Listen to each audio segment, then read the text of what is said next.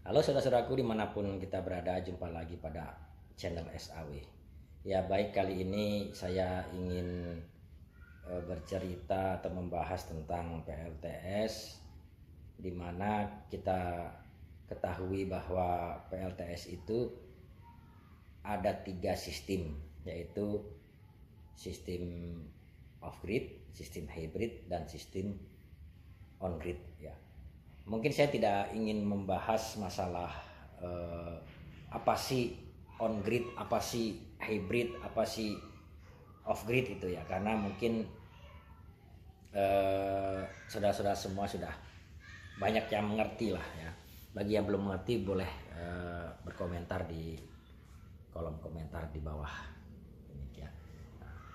Baik, saya kali ini cuma ingin mengupas ya tentang mana sih yang lebih lebih portable lah ya, lebih cocok, lebih cocok kita gunakan ya, lebih bersahabat ya, antara model off grid atau hybrid ataupun model on grid gitu.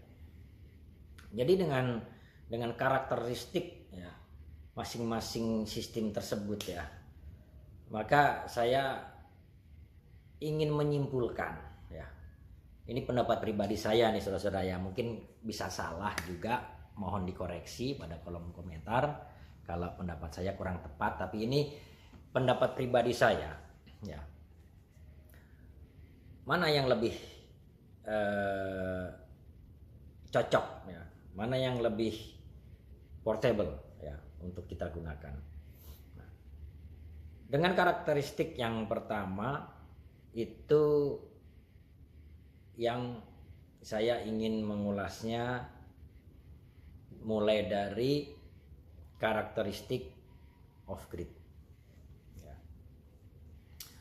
Karakteristik off grid ini yang kita ketahui adalah di mana PLTS itu 100% dia mensuplai daripada kebutuhan energi listrik kita. Ya. 100% berarti ketika kita memakai PLTS, ya, fungsi daripada PLN itu off. Ya.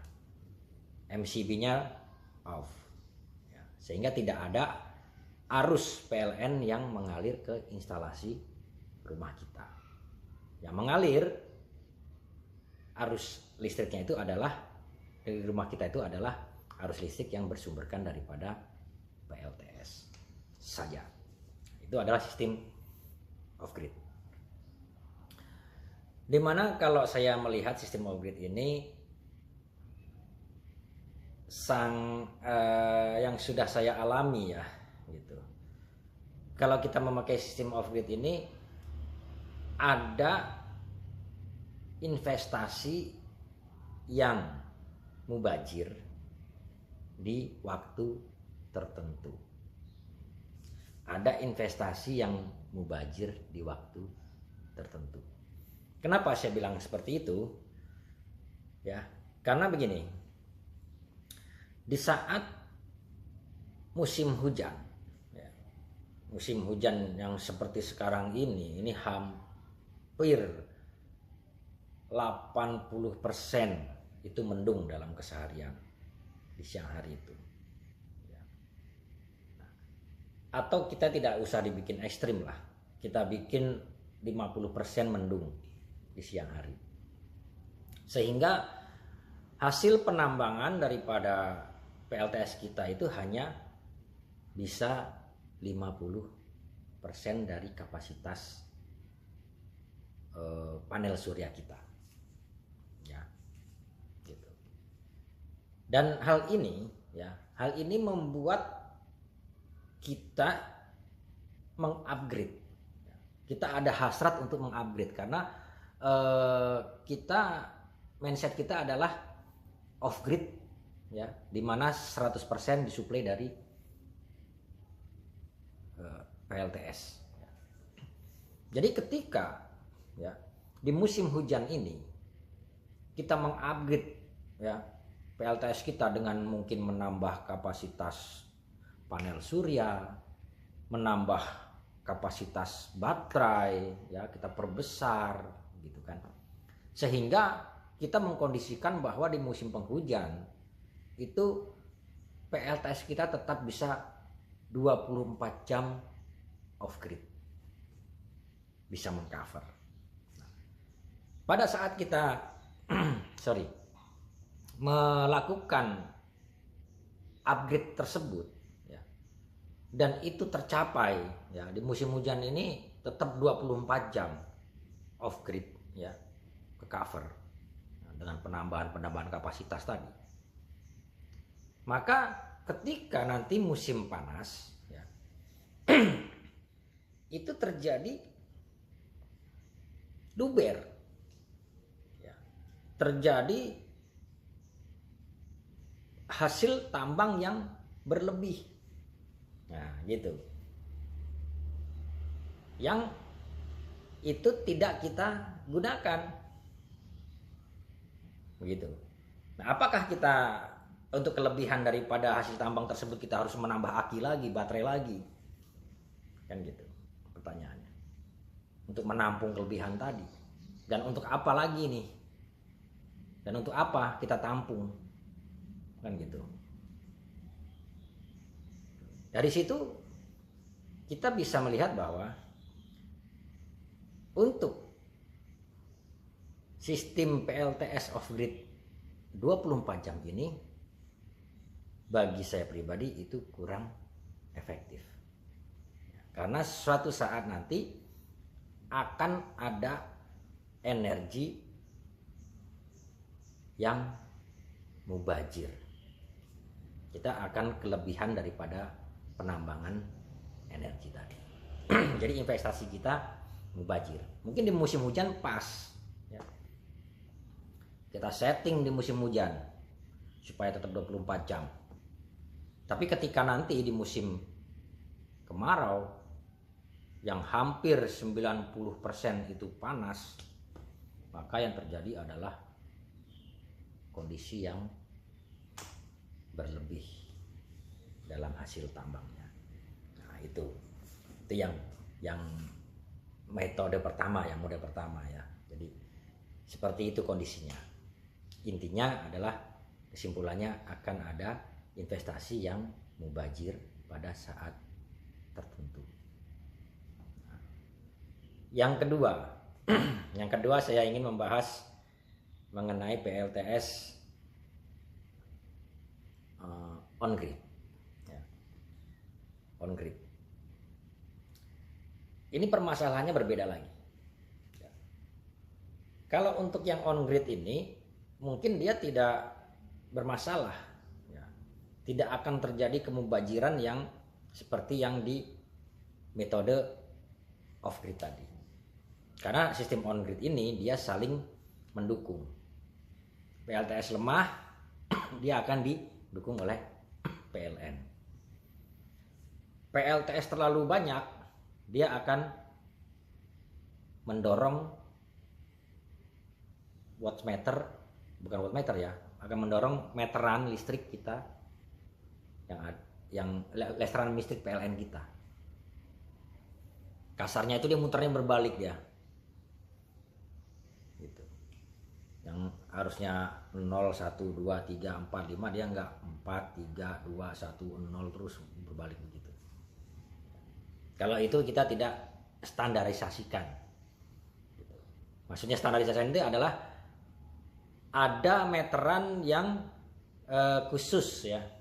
Meteran listrik itu ada meteran khusus untuk PLTS yang on grid. Nah, itu ada khusus. Kalau dulu sih ada istilah kita menjual energi listrik kita ke PLN karena di situ ada cashbacknya ya, ada benefitnya yang diberikan PLN kepada kita ya, entah berupa apa sih, berupa rupiah atau berupa apa, saya belum terlalu paham ya, karena saya tidak tertarik dengan sistem on grid ini ya. Jadi kenapa saya tidak tertarik pada sistem on grid ini? Karena ya tadi satu, dia memang artinya dia tidak akan terjadi kemubajiran, ya, tidak akan terjadi karena saling mendukung mereka antara PLN dengan PLTS. Hanya saja ini ada regulasi, ada peraturan, ada perundang-undangannya masalah PLTS on grid ini. Jadi kalau ada kita melihat konten-konten, oh hati-hati lo bikin PLTS lo, ntar datangin PLN didenda. Nah itu kita harus tahu yang seperti apa dulu. PLTS kita itu jenisnya seperti apa dulu. Gitu. Nah yang bermasalah itu adalah sistem PLTS yang model on grid ini. Karena masalah ya, karena PLTS yang on grid ini dia itu masih ada koneksi instalasi antara PLN dengan PLTS, masih dalam satu konektivitas. Jadi akan saling berhubungan, akan saling mempengaruhi. Nah ini yang bermasalah, dimana memang dalam konteks formalnya PLTS on grid ini memang ada aturannya, gitu loh. Ada aturannya, bukannya sekonyong-konyong ada PLTS atap langsung PLN datang gua kena denda atau kena apa penalti, enggak gitu. Tergantung bagaimana kita membangun PLTS itu.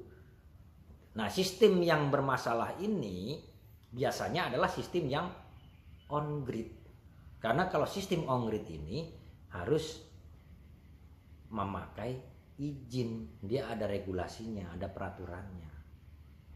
Gitu. Nah inilah yang mungkin ribet ya. Kita mau ngajuin kita mau bikin PLTS saja mesti ngajuin izin juga tahu sendiri. Kalau bisa dipersulit kenapa dipermudah kan gitu. Kalau izin itu kan, kalau bisa didenda kenapa nggak didenda kan gitu. Nah itulah izin. Jadi saya tidak terlalu tertarik dengan PLTS dengan model on grid ini gitu. Jadi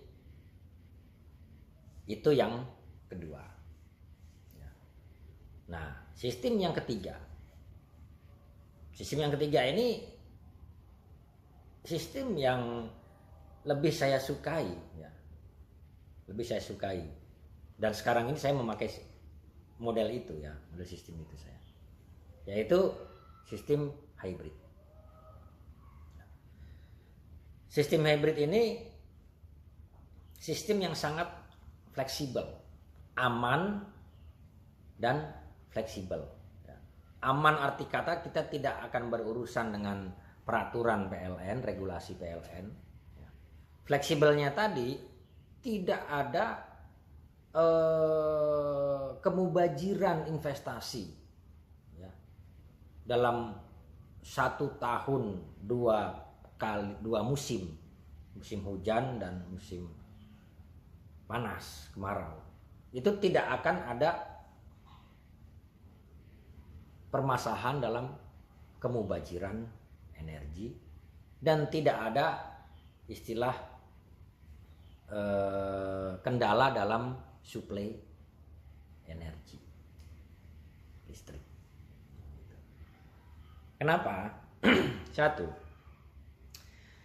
kita tidak bersinggungan dengan peraturan PLN karena memang ini sistem tidak seperti yang on grid tadi, yang dia saling ada konektivitasnya, ada koneksinya, ada hubungannya, nggak ada. Sistem ini tetap terpisah. Ya. Jadi ketika ya PLTS kita aktif, maka PLN itu non aktif. Jadi instalasi energi listrik dari PLN itu dia cut, masuk nggak bisa, kemasukan nggak bisa, masuk ke instalasi rumah kita nggak bisa, kemasukan dari energi dari PLTS yang dari rumah kita juga nggak bisa, dia cut, zero. Sehingga kalau misalnya kita matikan kedua MCB, ya, kita matikan MCB PLTS jepret. Ketika sistem ini apa namanya tidak kita aktifkan sebagai hybrid gitu ya, dia tetap mati, nggak akan mengalir dia, gitu. Nggak ada alirannya. Tapi kalau sistem on-grid tadi enggak, begitu mati jebret ngalir langsung dia. Yang on-grid tadi. Kalau dia PLTS-nya nyala jebret, ya ini tergantung nih kekuatan energinya nih. Misalnya kita rumah kita misalnya 900 kilowatt ya, 100 watt ya, 100 watt tegangannya. Kemudian kita menghasilkan 1300 ya, yang selebihnya itu ngalir dia ke jaringan PLN keluar sana, dia terekspor ke jaringan PLN keluar dia.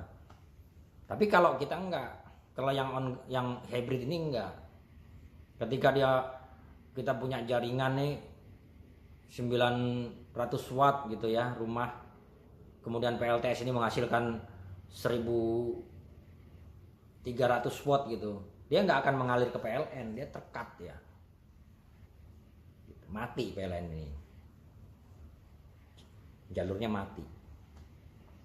Nah itu, jadi kenapa dia tidak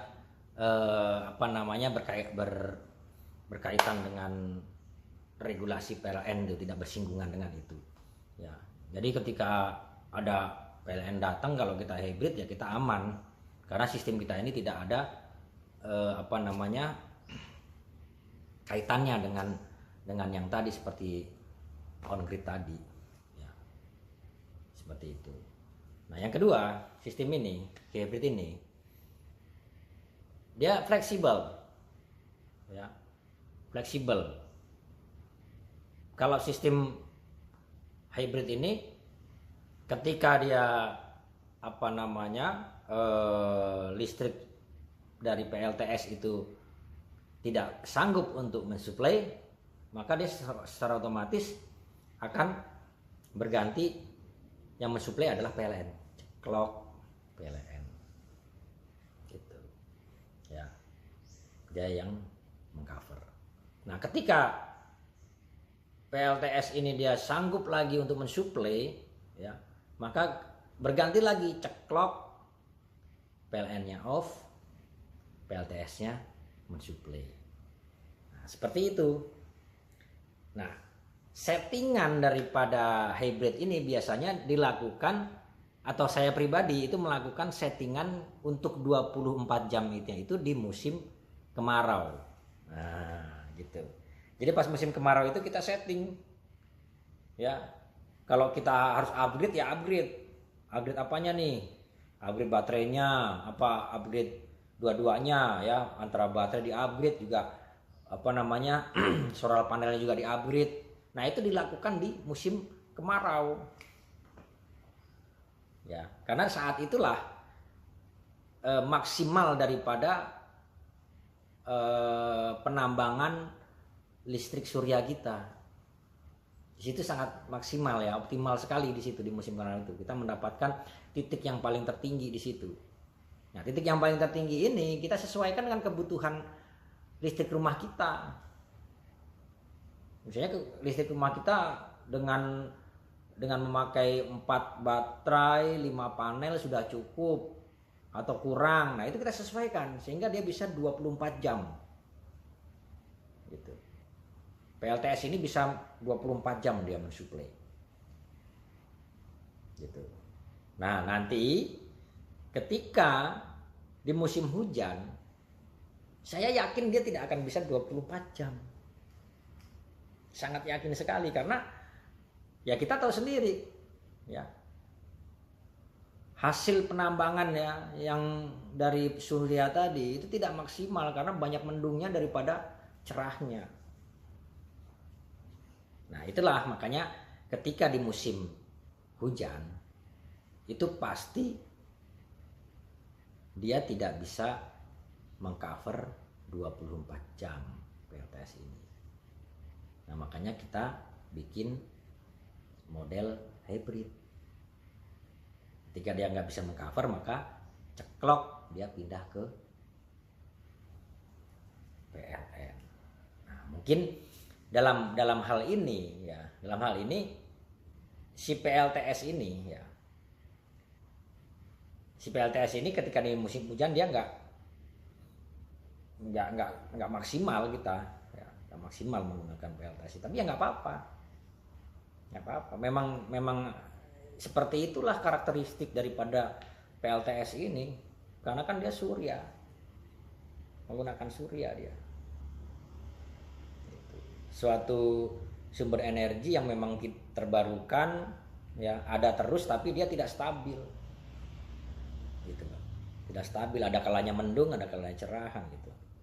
Nah, itulah karakteristik daripada PLTS, sehingga ketika di musim penghujan ya kita harus ikhlas, memang nggak akan bisa 24 jam dengan settingan ya 24 jam kita di musim kemarau yang lalu.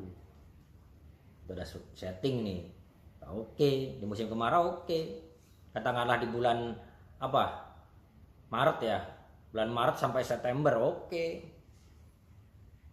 Gak masalah, Maret sampai Oktober lah begitu, udah oke, itu 24 jam. Gitu. November udah mulai rada-rada. Desember ya kayak bulan sekarang ini ya udah. Gitu. Kita harus merelakan bahwa kita harus memakai sumber energi dari PLN. Seperti itu. Nah, itu jadi yang pertama tadi, kita tidak bersinggungan dengan regulasi, dengan peraturan, tidak berbenturan dengan peraturan PLN. Yang kedua tadi, dia bisa saling mengisi, dia bisa saling menggantikan.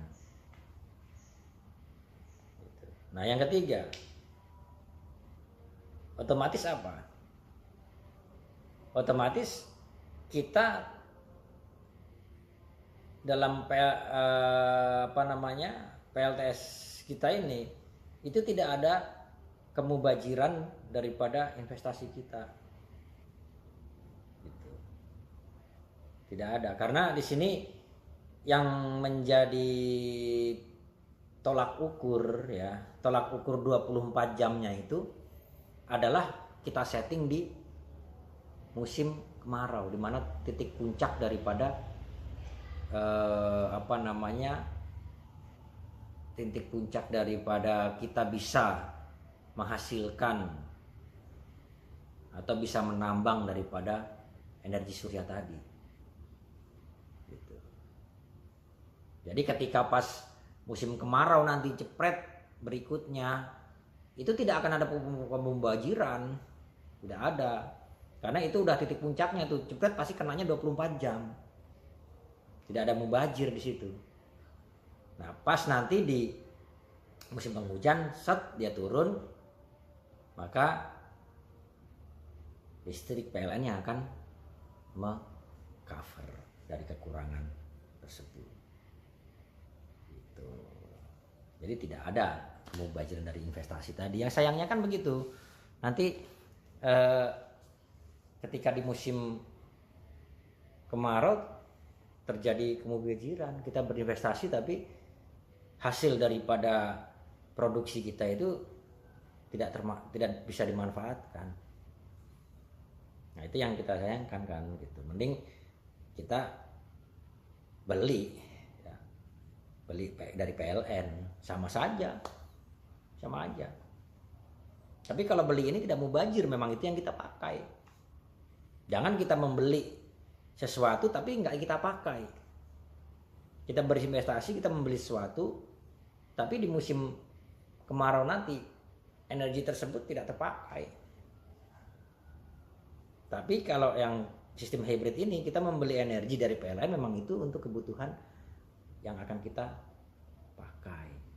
Nah, seperti itu. Jadi kesimpulannya itu adalah tadi yang lebih efektif, lebih efisien, lebih bersahabat ya, itu adalah model sistem hybrid ya, ketimbang sistem off grid ya, atau sistem on grid ya. Karena dulu saya sempat saya berambisi untuk membuat PLTS saya ini 24 jam off grid dalam segala musim sepanjang tahun, sepanjang masa gitu. Tapi dalam perjalanannya, karena saya membangun PLTS ini kan saya nyicil, nggak langsung besar gitu, nggak, saya cicil gitu kan, kita minimalis ya.